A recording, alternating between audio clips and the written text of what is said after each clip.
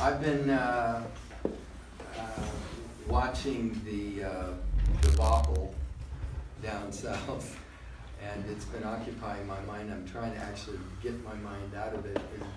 And, one of the things that I'm realizing is that your mind really does create your reality, because if you hear the two sides speak about the same things, it's like they're on different planets. It's really interesting. And it brought home to me that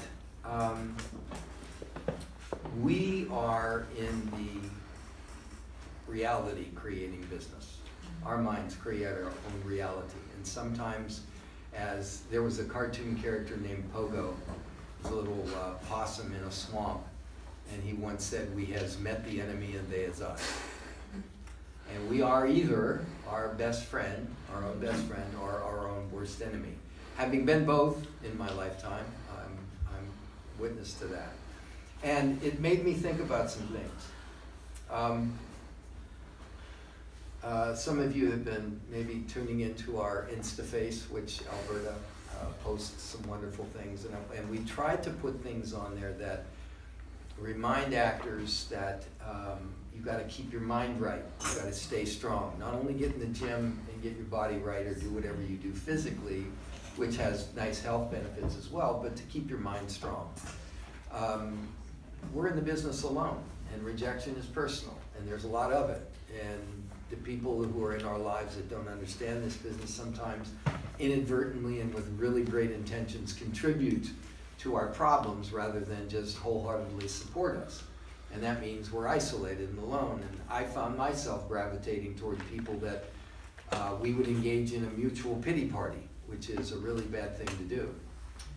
So you got to keep your mind right. And I want to put some things in perspective. Who has seen the wind? Anybody? Anybody seen the wind? Who has seen the internet? Can you tell me the color of love? These things are powerful, and they exist. You can't deny they exist, but they're not visible. We can't reach out and touch them.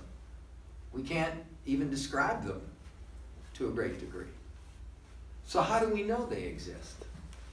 And if that is true, then our mind is something that is, maybe it's unknowable, but it's certainly not completely known as we experience it in a day-by-day basis.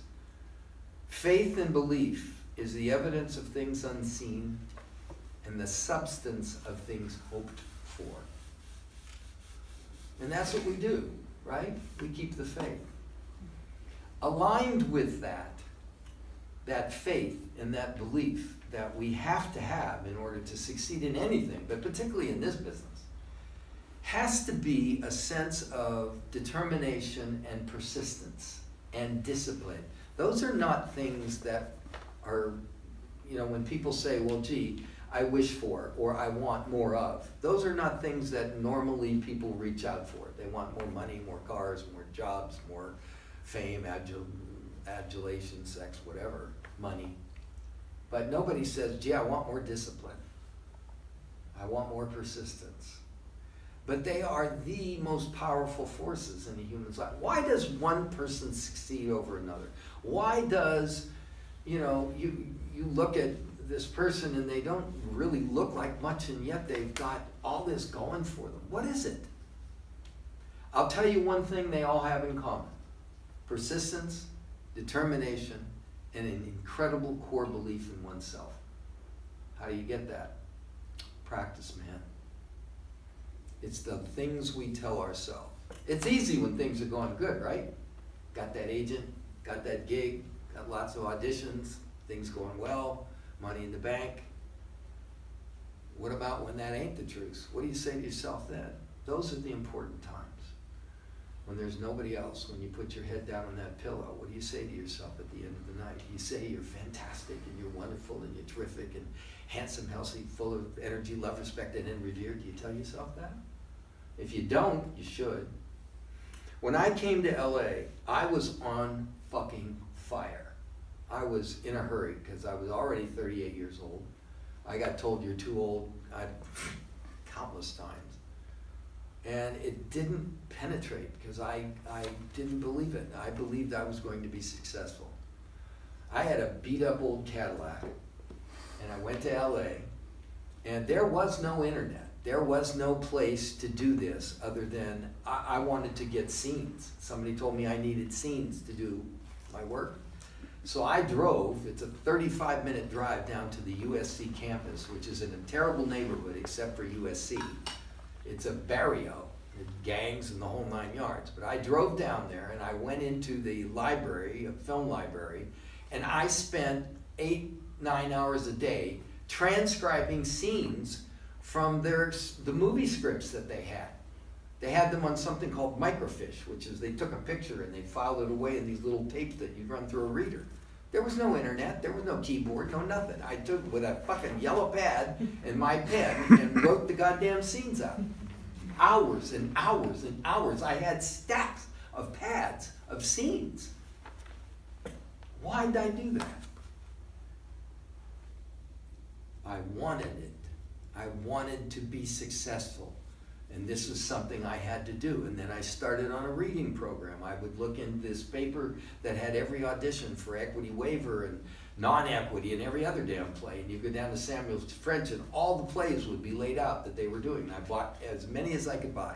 They were like $1.50 back then. I bought them all and I read them. Why? Because it's part of my business.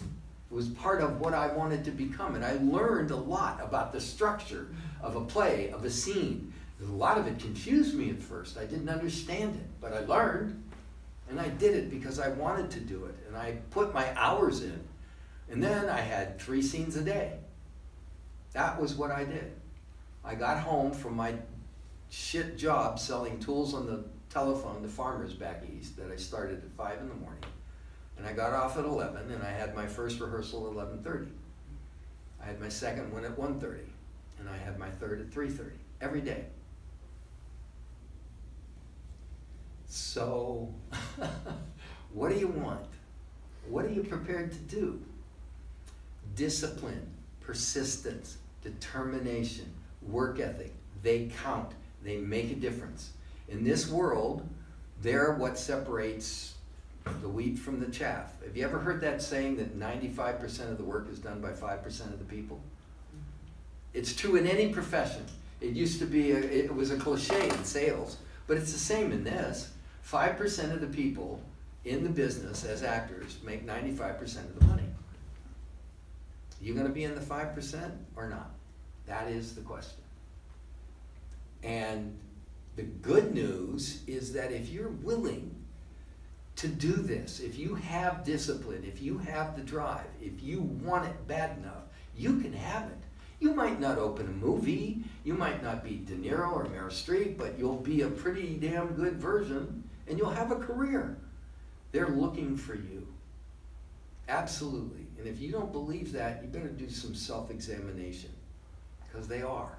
If you do your part, they will find you. And I'll close with this. This was on a plaque that was handed to me when I made Salesman of the Year. The year the owner of the company asked my boss, why wasn't I fired after 6 months? And I ended up being Salesman of the Year. And he put it on a plaque. And this is attributed to Vince Lombardi, although he might have stole it from somewhere. Vince Lombardi was the coach of the Green Bay Packers, who won the first 2 or 3 Super Bowls and won 5 championships, and he was arguably one of the best coaches in the world, and he was a motivator of people and men. And it goes like this: press on.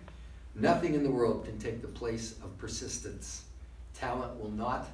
Nothing is more common than unsuccessful men or women with talent. Genius will not. Unrewarded genius is almost a proverb.